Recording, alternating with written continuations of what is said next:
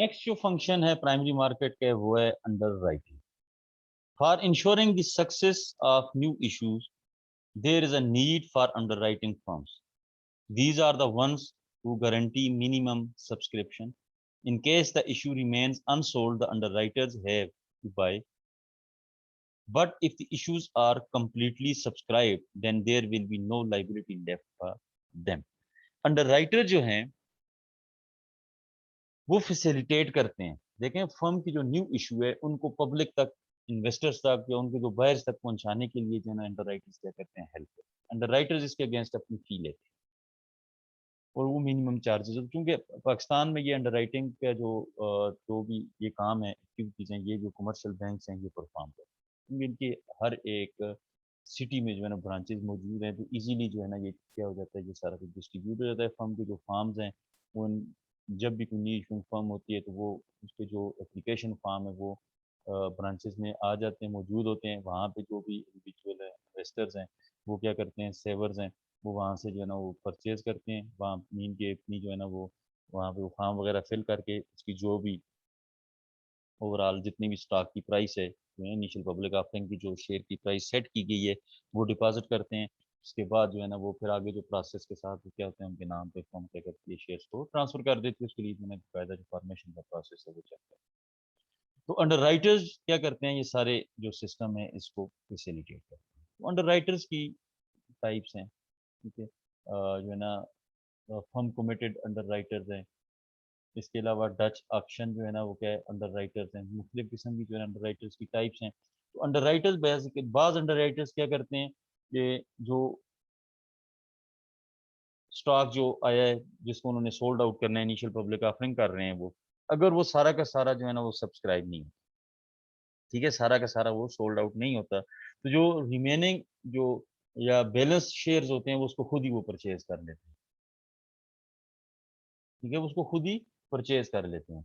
बास क्या करते हैं, वो खुद परचेज नहीं करते, उसको जो है ना वो रिटर्न कर लेते हैं। तो जो भी टाइप अंडर राइटर्स की वो ये तमाम जो एक्टिविटीज है इसके अगेंस्ट जो है ना वो मिनिमम जो है ना चार्जेस उनके होते हैं, जिसको क्या कहते हैं, अंडर राइटर्स फी कहते हैं, ठीक है। Underwriting is the process through which an individual institution takes on financial risk for a fee.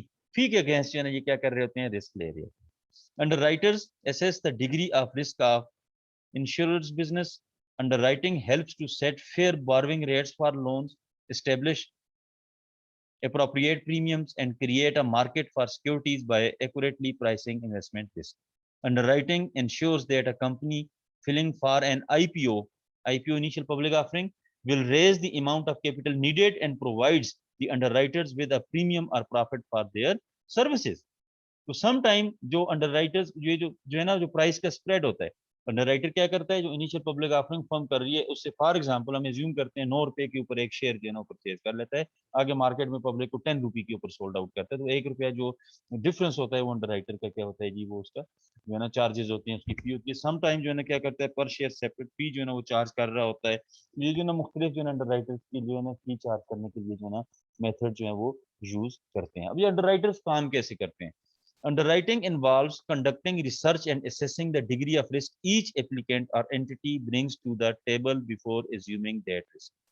This check helps to set fair borrowing rates for loans, establish appropriate premiums to adequately cover the true cost of insurance policyholders, and create a market for securities by accurately pricing investment risk.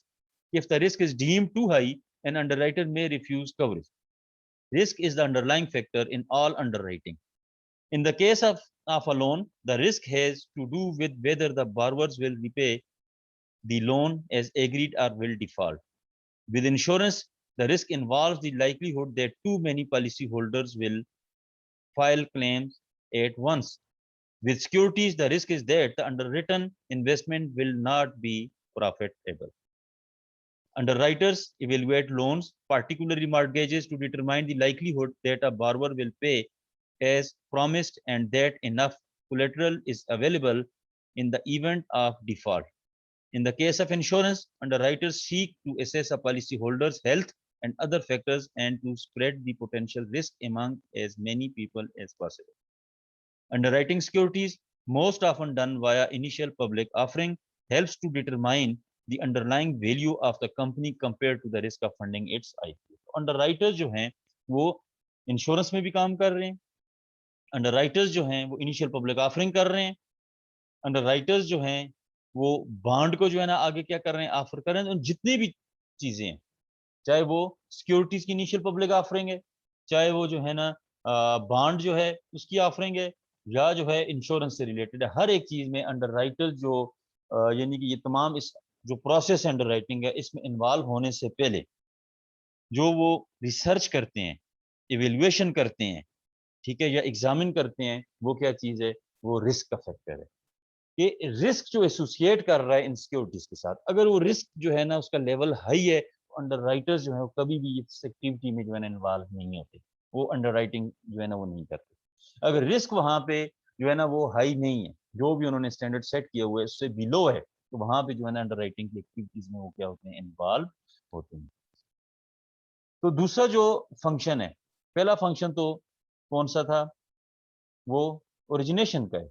Origination में examine करते हैं, evaluate करते हैं, process करते हैं proposals को। अगर वहां पे रिस्क ज्यादा एसोसिएट कर रहा है तो रिफ्यूज कर देते हैं, रिस्क जो है ना वो मिनिमम है। अगर हम आईपीओ की बात करते हैं, इनिशियल पब्लिक ऑफरिंग की, तो उसमें जो उसकी प्रॉफिटेबिलिटी जो है ना वो उसको जो है ना वो जज किया जाता है। इसी तरीके से अगर हम बॉन्ड की बात करते हैं तो वो फर्म की जो क्रेडिबिलिटी है उसको जज किया जाता है, उसकी बेस के ऊपर जो है ना रिस्क को जो है ना वो डिसाइड किया जाता है। दूसरा फंक्शन जो है ना वो अंडरराइटिंग का है, ये प्राइमरी मार्केट काम कर रही है, प्राइमरी मार्केट में अंडरराइटर्स हैं, ये सारा काम कर रहे हैं। और थर्ड वन जो है वो क्या है, डिस्ट्रीब्यूशन का।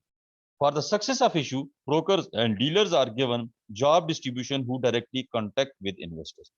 डिस्ट्रीब्यूशन का काम करते हैं, क्या डिस्ट्रीब्यूट कर रहे हैं जी, ये जो है स्टॉक को डिस्ट्रीब्यूट कर रहे हैं। अंडरराइटिंग इन्होंने कर ली है, इनके पास जो है ना वो आगे उसके बाद जो है ना समटाइम ये शेयर्स को जो है ना क्या करते हैं, आगे डिस्ट्रीब्यूट करते हैं।